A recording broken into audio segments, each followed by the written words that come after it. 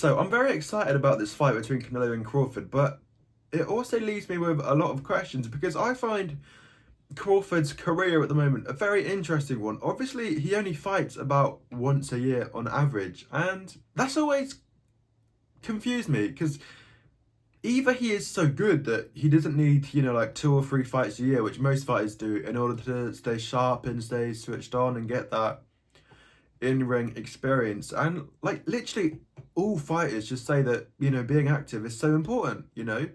For example, Dave Allen the other week against Johnny Fisher, he said the only difference between him in that first fight and him in the second fight was the fact that he was sharper in the second fight. And that's the way that he got the knockout. He was sharper, he was more focused, he was more on it. And that led him to realise that, there was the opening for the knockout. So for Crawford to only fight once a year, yeah, it has always baffled me slightly. I mean, obviously, it works for him because he's undefeated so far. But I mean, it's always the question, isn't it? Like, is fighting once a year good for him because he doesn't pick up as many injuries or knocks, he takes less damage? But it has to affect his sharpness, especially for me as a fight fan. I think one of the key reasons for success is just activity. Look at Daniel Dubois' run. Usyk, Miller, Hargovic, AJ, and Usyk again. Like, the reason he was so good, it was just the activity.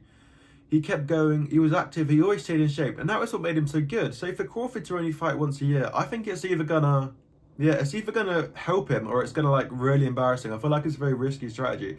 It's either gonna work really well or he's gonna fall on his ass massively, because it's been ages since he fought. Like, I just can't get my head around the fact that I don't understand how it's a good thing. For me personally, I'd rather see a fighter do what Canelo does and stay active and against sort of maybe not the top of the top fighters, but sort of mid-level fighters. Well, maybe there's not crazy excitement, but at least you're staying active, you're staying in shape. Another thing that baffles me about Crawford is he's supposed to be like, some people have him pound for pound 1, 2, or 3, but it's generally agreed he's in the top 3, but we can't even say for sure that he's the best fighter at 154. Obviously, his last weight group, there was no doubt he was the best because, he fought everyone, and then he fought Errol Spence for the Undisputed Championship. And I always personally just put a little question mark on that Errol Spence performance, like how much credit should we give him, just because, that car crash Errol Spence was in was crazy, and there's no way that didn't have an effect on him. And then you look at his performance against Madrimov. I would argue Virgil Ortiz did a better job against Madrimov than Crawford did. Look, he won, but he definitely looked a bit shaky, I remember my feeling after it was good performance, but it's not performance where it's like, wow, definitely give me Canelo. We're talking 2 weight classes above and a pound for pound great, which obviously Crawford is as well. But yeah, the more I'm thinking into it, the lack of activity, the struggling against Madrimov, like it does give me warning signs for this Canelo fight. But I don't want to write Crawford off. He's a really good fighter. He can definitely turn it on when he needs to. There's that clip of him that goes around of when, someone said to him, oh, you're down on one of the ref scorecards against Sean Porter, and he just turned it on and knocked him out. But yeah, I just got to share my thoughts, and my thoughts are it's very risky, and I think it's either going to work really well or it's going to just work against him, and he's going to look really poor against Canelo. Personally, I just don't see how it's going to work. I don't see a lack of activity, lack of work, lack of warm-up fights up to the weight, up to the level of opposition.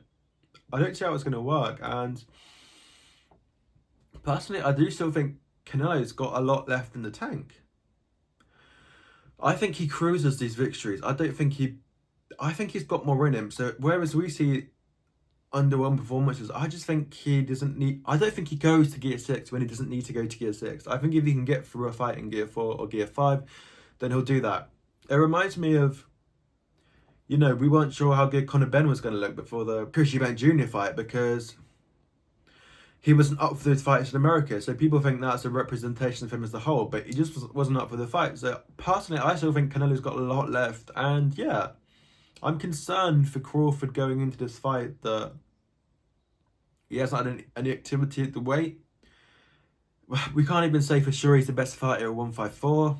And Canelo is a pound for pound great. just because he ducked Benavidez doesn't mean he's not an incredible fighter. So yeah, I just thought I'd share my thoughts on the Canelo Crawford matchup. Obviously, there's been some debate as to whether or not it's even going to go ahead.